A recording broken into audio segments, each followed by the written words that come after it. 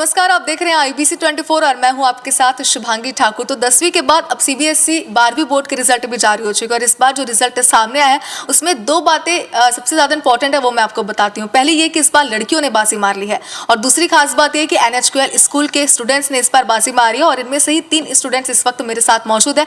उनसे बातचीत करेंगे, जानने की कोशिश करेंगे उन्होंने कैसे पढ़ाई की है। तो सबसे पहले हमारे साथ मैं आपको इंट्रोड्यूस कराती हूँ। हमारे साथ है आद्या अग्रवाल जिन्होंने 97.25% लाए हैं। इसके बाद प्रगति अग्रवाल जिन्होंने 96% लाए हैं और इसके बाद हमारे साथ है पूर्वी पारक जिन्होंने 97% लाए हैं। तो सबसे पहले आप तीनों को कांग्रेचुलेशंस, क्योंकि इतनी ज़्यादा मेहनत के बाद जब फल मिलता है तो हम समझ सकते हैं कितनी खुशी आप लोग को होती होगी। आद्या, मैं आपके पास पहले आना चाहती हूँ। देखिए, पहले तो यही बताइए कि कैसे आपने तैयारी की, इतने अच्छे अंक कैसे लाए अपने? मैं पढ़ रही थी ऐसे तो रोज़, बाकी I was preparing for law also, तो आई वुडेंट से पूरे साल ऐसे ज़्यादा पढ़ाई की, बट लास्ट में बहुत मेहनत की थी। ठीक है पूर्वी, आपके पास मैं आना चाहती हूँ। देखिए, आपने जो परसेंट लाया मुझे लगता है कि वो लोगों का सपना होता है उतने अच्छे परसेंट लाना। कैसे आपने पढ़ाई की है? First of all thank you. And ऐसे मैंने एकदम एंड में नहीं किया, कंसिस्टेंटली एक घंटा एवरी डे किया एंड बस ऐसे एंड में I didn't take stress, consistently बस प्रैक्टिस किया। प्रगति, आप बताइए, 96% लाना कोई आम बात तो बिल्कुल नहीं है। कैसे आपने पढ़ाई की? मैं स्कूल एंड कोचिंग कंसिस्टेंटली जाती थी एंड रोज़ पढ़ाई करती थी जितना हो पाता था एंड जितने ज़्यादा क्वेश्चंस सॉल्व कर पाती थी, तो मुझे उसमें बहुत मेहनत। चलिए, तो आगे भी हम आपसे जानेंगे, क्योंकि देखिए जो बच्चे हैं जो आने वाले सालों में तैयारी करने वाले हैं बोर्ड एग्जाम्स के लिए, उनके लिए आप तीनों की जो एडवाइस है वो मुझे लगता है बहुत ज़्यादा इंपॉर्टेंट है। देखिए, एक सवाल मेरा ये भी है, क्योंकि आज की डेट में डिस्ट्रैक्शंस के लिए बहुत सारी चीज़ें हैं। फ़ोन हो गया, सोशल मीडिया और फेसबुक, इंस्टाग्राम, इन चीज़ों में इतने ज़्यादा बच्चे इन्वॉल्व हो जाते हैं कि कभी कभी ऐसा हो जाता है कि इस वजह से भी वो पढ़ाई पर ध्यान नहीं दे पाते हैं।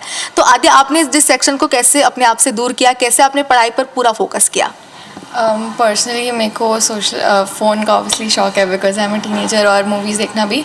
But I think while studying एक साइड रख दो, but I think breaks are needed and it really helps a lot. So to clear your mind you can watch sometimes, कभी कभी, बट बाकी पढ़ाई के टाइम थोड़ा ब्रेक लगाना ही पड़ता है। आपने बहुत सही चीज़ बोली कि सिर्फ पढ़ाई करेंगे तो हो सकता है कि आप उतना स्ट्रेस लेने लग जाएं। आप पूर्वी, आप बताइए कि आपने जो फ़ोन, सोशल मीडिया, मूवीज़, इससे कैसे ब्रेक लिया या फिर नहीं लिया?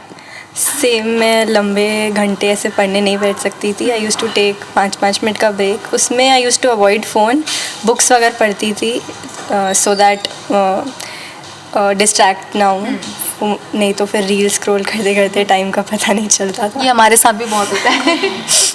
प्रगति, आप बताइए, आपने कैसे बैलेंस किया? आपको भी शौक है फ़ोन का, सोशल मीडिया का?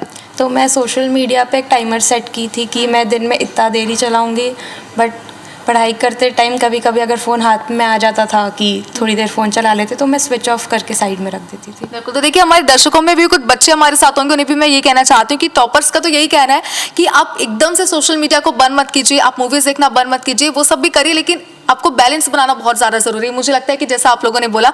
अच्छा आद्या, एक बात ये भी है कि अक्सर हम ये देखते हैं कि बच्चों को बहुत स्ट्रेस हो जाता है, क्योंकि देखिए हम भी उस दौर से गुजरे हैं।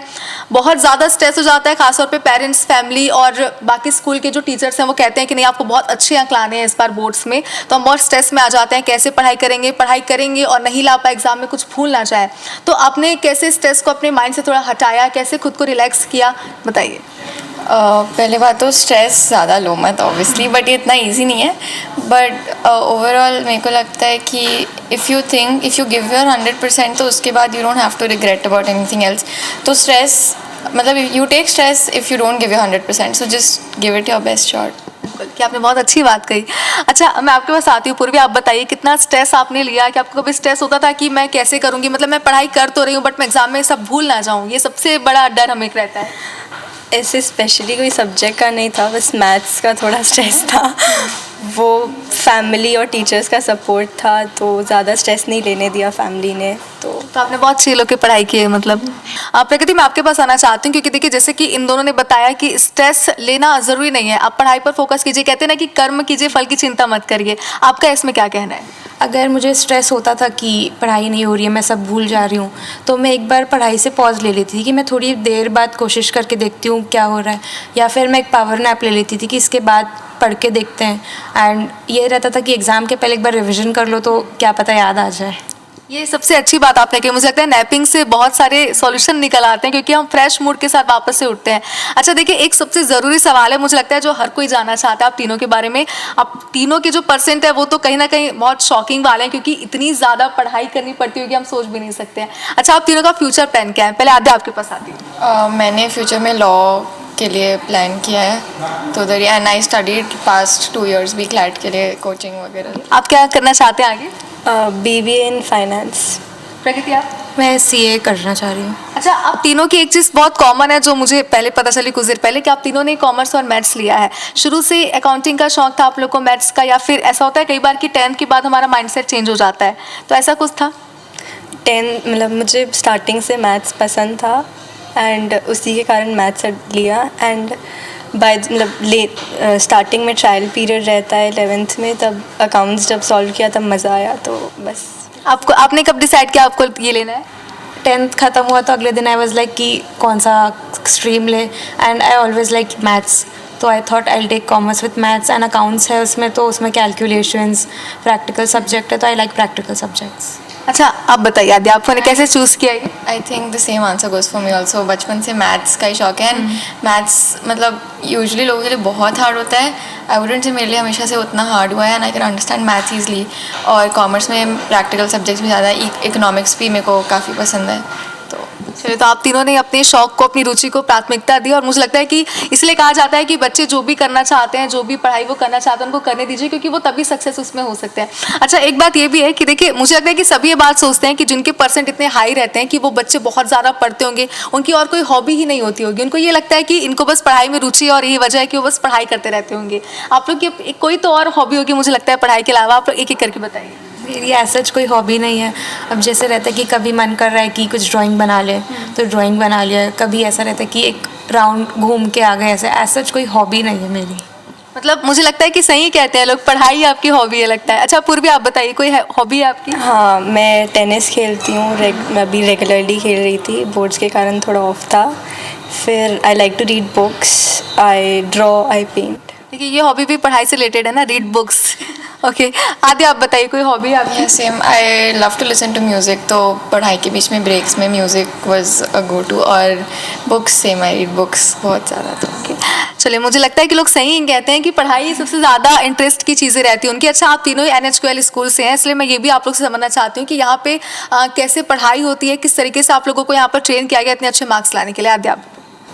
पढ़ाई तो अच्छी होती है and the teachers are very helpful. Even boards के टाइम प्रिपरेशन लीव वगैरह में, आई मीन ऑब्वियसली स्कूल चालू नहीं था बट जो हेल्प चाहिए थी थ्रू द फोन प्रोवाइडेड थी, तो teachers are very helpful and supportive. Purvi, क्या कहेंगे आप स्कूल के लिए? Teachers are very helpful. They go an extra mile to help you. मतलब my experience with my teachers have been very great and I'm thankful to them. प्रगति, आप? Teachers का constant support था क्योंकि उन्होंने रेगुलरली हमें questions and हमें हर चीज़ का concept clear करते थे, तो स्कूल का बहुत बड़ा रोल था। मुझे भी लगता है क्योंकि देखिए स्कूल का रोल सबसे ज़्यादा होता है क्योंकि वही हमें मोटिवेट कर सकते हैं। टीचर्स का रोल बहुत ज़रूरी है क्योंकि अगर आपके टीचर्स से हेल्पफुल होंगे तो आप उनसे कुछ पूछने में डरेंगे नहीं। तो ये आपने बहुत अच्छी चीज़ कही कि टीचर्स ने आपको बहुत ज़्यादा सपोर्ट किया। अच्छा, एक बात मैं ये भी जानना चाहती हूँ आप लोगों से, क्योंकि अक्सर ये देखा जाता है कि जो बच्चे होते हैं जो पढ़ाई कर रहे होते हैं उनको बहुत ज़्यादा कई बार चीज़ों को लेकर वो कन्फ्यूज़ रहते हैं कि उन्हें आगे फ्यूचर में क्या करना है। 10th के बाद उनको लगता है कौन सा सब्जेक्ट लेना है, वो बहुत ज़्यादा कन्फ्यूज़ रहते हैं। जो आने वाले बच्चे हैं, जो आने वाले सालों में एग्जाम देने वाले हैं, उनको आप क्या एडवाइस देना चाहेंगे? क्योंकि देखिए वो सभी आपसे मिलना चाहते होंगे, मुझे लगता है जानना चाहते होंगे कि आपने कैसे पढ़ाई की है। आई थिंक सब्जेक्ट चूज़ करने के लिए डोंट गो बाय व्हाट जो बाकी सब बोल रहे हैं, खुद के इंटरेस्ट में ही हमेशा, चाहे if you want take humanity, science, commerce, जो भी हो, जो भी सब्जेक्ट्स हैं, I think interest matters the most. अगर आपको इंटरेस्ट नहीं है तो फिर आप पढ़ नहीं पाओगे एंड वही बैड ग्रेड्स। तो बिल्कुल, तो ये ज़रूरी है कि अपने इंटरेस्ट के हिसाब से सब्जेक्ट आप चूज़ करें। पूर्वी, क्या कहेंगे उन बच्चों को जो आने वाले समय में एग्जाम देने वाले हैं बोर्ड्स के? Same as her, interest pay for. अच्छा, पढ़ाई के लिए कोई एडवाइस देंगे आप लोग उनको? बस आई थिंक थ्रू आउट मतलब आखिरी के लिए कुछ मत छोड़ना। सब चीज़ें पूरी करके जाना है। हाँ। प्रकृति आप क्या एडवाइस देंगे उन्हें? कंसिस्टेंसी मेंटेन करिए पूरे साल, जो हमने नहीं की थी। बिल्कुल, तो ये बहुत ज़रूरी है। लेकिन मुझे लगता है ना कि वो बच्चे ये भी जानना चाहते हैं, क्योंकि अक्सर ये कहा जाता है कि जो बच्चे इतना टॉप करते हैं, इतने अच्छे नंबर्स लाते हैं, वो पूरे 24 घंटे पढ़ाई करते होंगे, वो सोते नहीं होंगे, बहुत चीज़ें आती है, उन्हें आप क्या कहेंगे? मैं पर्सनली 1 से 2 घंटा पढ़ती थी, वो भी बोर्ड्स के टाइम पे। उससे पहले भी कभी मन किया तो आधी घंटा ऐसे। आपका कितने घंटे? ऐसा घंटे कभी देखा नहीं है, और ऐसा नहीं हुआ कि कभी 6 घंटे पढ़े, 7 घंटे पढ़े, बट कभी टाइम फ्रेम नहीं देखा कितना घंटा पढ़ा। अच्छा, देखिए हमने ये भी सुना है ना कि टॉपर्स हमेशा छुपाते हैं कि वो कितने घंटे पढ़ते हैं, है ना? मुझे लगता है कि वो एग्जाम के बाहर भी बोलते हैं, अरे मुझसे तो ये बना नहीं, अरे मुझसे तो ये हुआ नहीं, बट देखो फिर रिजल्ट भी पता चलता है। अच्छा आदि, आप बताइए, आप क्या कहेंगे? ऐसे वही एक्सट्रीम आर्ट्स तो मैं नहीं पढ़ती थी, और पढ़ना भी नहीं चाहिए क्योंकि फिर कुछ समझ भी नहीं आता ऐसे। बाकी I think 1 to 2 hours boards के टाइम, ज़्यादा से ज़्यादा अ डे बिफोर रिविजन के लिए 2-3 आवर्स, बट उससे ज़्यादा कभी एक्सट्रीम में नहीं पढ़ा। अच्छा, आप तीनों से मैं ये भी पूछना चाहती हूँ, क्योंकि देखिए हम किसी भी फील्ड में जाए, चाहे वो पढ़ाई की हो, डांसिंग की हो, एक्टिंग की हो, या किसी भी फील्ड में कोई ना कोई इंस्पिरेशन हमारा ज़रूर होता है। कुछ मोटिवेशन के लिए हमें हमेशा चाहिए होता है कि जैसे कई बार होता है कि हम खुद के भी इंस्पिरेशन होते हैं, हम ये सोचते हैं कि नहीं आपको आगे जा करके लॉयर बनना है, आपको आगे चल के इंजीनियर बनना है, तो ये भी हमारा एक मोटिवेशन होता है। आप तीनों जब पढ़ाई करते थे, कभी कभी होता होगा कि मन थक जाता होगा, खुद थक जाते होंगे, खुद को कैसे मोटिवेट करते थे? पेरेंट्स को प्राउड करना है। ये सबसे अच्छा था मुझे लगता है। आप बताइए प्रगति। यही था कि मुझे अपने आप को भी प्रूव करना है, एंड मुझे दिखाना भी कि मैं कर सकती हूँ। एंड जब रिज़ल्ट आता है तो पेरेंट्स की, टीचर्स की स्माइल देख के हो ही जाता है कि हम। अच्छा, मतलब आप लोग याद करते थे कि जब रिजल्ट आएगा उस दिन आपके पेरेंट्स के फेस पे कैसे स्माइल रहेगी? आते, आप बताइए, इंस्पिरेशन क्या था, किस चीज़ को लेके मोटिवेट आप होते थे? इंस्पिरेशन तो parents, they were very supportive through out. मतलब हमेशा बोलते थे कि पढ़ लो, और नहीं पढ़ना है तो ब्रेक ले लो, बट पेरेंट्स को ही प्राउड करना, और अभी भी देर वेरी हैप्पी रिजल्ट से। तो मतलब आपके पेरेंट्स ने आपको पूरा सपोर्ट किया। अच्छा, आप लोग बताइए पेरेंट्स का कितना सपोर्ट मिला? क्योंकि देखिए कई बार होता है कि पेरेंट्स बहुत सारी चीज़ें अपने बच्चों से एक्सपेक्ट करते हैं कि वो इतने % लाएंगे। कुछ पेरेंट्स होते हैं जो प्रेशराइज नहीं करते, कुछ होते हैं जो बहुत कूल होते हैं कि आप अपने हिसाब से पढ़ाई कीजिए। पेरेंट्स का कितना सपोर्ट मिला? मुझे फुल सपोर्ट मिला, दोनों मदर फादर दोनों का पूरा सपोर्ट मिला, ऐसे कोई प्रेशर नहीं था। अच्छा, आपको? वो मेरे पेरेंट्स बहुत कूल थे, एंड दे नेवर सेड कि इतने % लाना है। सो दे वांटेड मी कि मैं कितना करूं, एंड मैं अपने हिसाब से मार्क्स लाऊं। They never set a benchmark कि तुम्हें 95 के प्लस लाना है, 90+ लाना है। दे वर लाइक कि तुम अपने लिए कर रहे हो, तुम जितना कर सकते हो उतना करो। अच्छा, आप लोग अपनी ये सफलता जो आप लोगों ने हासिल की, अभी रिजल्ट आ चुके हैं, इसका श्रेय आप लोग किसे देना चाहेंगे? स्कूल को, पेरेंट्स को, खुद को, किसे देना चाहेंगे? एवरीवन अराउंड मी जिसने मुझे हेल्प किया। आप? आई एग्री विद पूर्वी। अच्छा, आप? या सेम, पेरेंट्स, टीचर, सबको, खुद को भी थोड़ा सा, बट बाकी सबको बहुत। खुद को देना तो ज़रूरी है, मुझे ऐसा लगता है। अच्छा, कई बार ये भी होता है ना कि मतलब ये कहा जाता है कि बच्चों को पढ़ाई के साथ साथ खेलकूद में भी ध्यान देना चाहिए, क्योंकि मेंटली आप स्ट्रांग तभी रह पाओगे जब फिजिकली आप रह पाओगे। और आप लोगों ने जिस तरीके से पढ़ाई की है, जो % आप लोग के, मुझे लगता है कि आप लोग खुद को फिजिकली भी फिट रखते हो। इसके लिए आप लोग क्या करते हैं? आप लोग की रूटीन क्या होते थे? क्योंकि देखिए बोर्ड एग्जाम्स है, लाइफ में कहा जाता है कि बोर्ड बार बार नहीं आता, तो ऐसे में आप लोग की रूटीन क्या रहती थी? मैं मतलब बोर्ड्स के टाइम नहीं, बोर्ड्स के पहले I used to play tennis 2 hours a day. अब बताइए रूटीन कैसे रखते थे आप? अच्छा, मैं घंटे की बात नहीं कर रही हूँ अभी, आप ये मत बोलिएगा कि नहीं हम तो बस 1 घंटे पढ़ाई करते थे। आपकी रूटीन क्या होती थी? कैसे खुद को आप मेंटली फिजिकली फिट रखते हो? मेरा एज सच कोई परफेक्ट रूटीन नहीं था, या कुछ सेट रूटीन नहीं था। मैं अपनी क्लासेस सब के बाद, अगर जैसे कभी ये हुआ कि कहीं मूवी देख के आ गए, कभी सीरीज़ देख लिए, कभी सॉन्ग सुन लिए, तो ऐसा कुछ रूटीन नहीं था सेट। That's it. आद्या, आप बताइए आपकी रूटीन कैसी रहती थी बोर्ड एग्जाम्स के साल में? बोर्ड एग्ज़ाम्स के टाइम तो हाँ, रूटीन ऐसा नहीं था, बट ये था कि मतलब वंस वीक या जब भी ब्रेक भी है एग्ज़ाम्स के लिए, तो पूरे टाइम पढ़ना नहीं है। ये I used to keep reminding myself, because पूरे टाइम पढ़ के अगेन सेम थिंग कम्स, कुछ याद नहीं रहता है, कुछ समझ नहीं आता है और ज़्यादा फ्रस्ट्रेट हो जाते हैं। तो मेरा रूटीन में एक चीज़ था कि पूरे टाइम में कम से कम 1-2 घंटे ब्रेक ज़रूर लेना है। ये आपने बहुत सही कहा, क्योंकि जितना फर्स्टेड हम होते जाएंगे उतना हम भूलते भी जाते हैं। अच्छा, एक बात, क्योंकि आप तीनों ही टॉपर्स हैं 12th के, तो मैं ये भी आप लोग से जानना चाहती हूँ। अक्सर ये कहा जाता है कि अगर आप 10th में आपने अच्छे % लाए बोर्ड्स में, तो 12th में भी अच्छे लाएंगे। इस पर आप कुछ कहना चाहेंगे आप लोग? ज़रूरी नहीं है, बट हाँ चांसेस हैं आई थिंक। ओके, मतलब आपके 10th में भी आए थे अच्छे? मुझे लग रहा है आपकी स्टाइल देख के। नहीं, मतलब 90 अबव आए थे। ओके, आपकी? मेरे भी 90 अब आए थे। मतलब 10th 10th में हमारा बेस क्लियर है ना, मुझे लगता है कि ज़्यादा ज़रूरी है। आदित्य आप क्या कहेंगे? हाँ 10 बेस क्लियर है ना, एंड इफ अगर आप सेम सब्जेक्ट्स परस्यू कर रहे हो, जैसे मैथ्स का था तो दैट हेल्प्ड। बाकी आई थिंक हाँ हो सकता है कि 10th में आए तो 12th में भी आए, बट ज़रूरी तो नहीं है। अच्छा, मैंने आप तीनों से ना एक क्वेश्चन लिया था कि आप लोगों के इंस्पिरेशन कौन है, आप लोग किससे मोटिवेट होते हैं, लेकिन मुझे लगता है कि हमारे प्रोग्राम को देखने के बाद जो बच्चे हैं, जो पेरेंट्स हैं, जो अपने बच्चों को तैयार करना चाहते हैं टॉपर बनने के लिए, उनके लिए आप लोग ज़रूर इंस्पिरेशन बन जाएंगे। तो हमारे समय की थोड़ी कमी हमारे पास है, इसलिए एक आखिरी सवाल मैं आप तीनों से लेना चाहती हूँ कि एक बार ये बता दीजिए थोड़ा सा दर्शकों को, और जो बच्चे हैं जो आगे तैयारी करने वाले बोर्ड एग्जाम से, कि वो अपने आप को किन चीज़ों से दूर रखें, किन चीज़ों के करीब वो लाएं, पढ़ाई कैसे करें। पूर्वी आपसे।